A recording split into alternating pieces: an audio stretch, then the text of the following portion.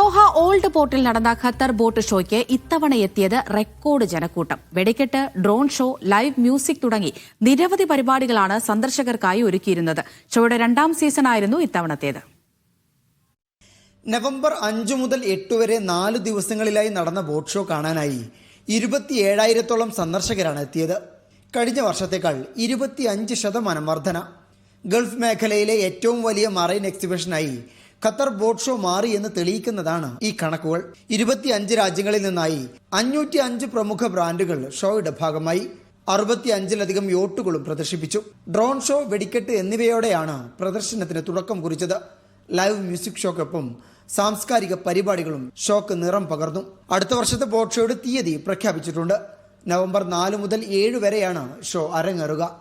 Media 1, Doha.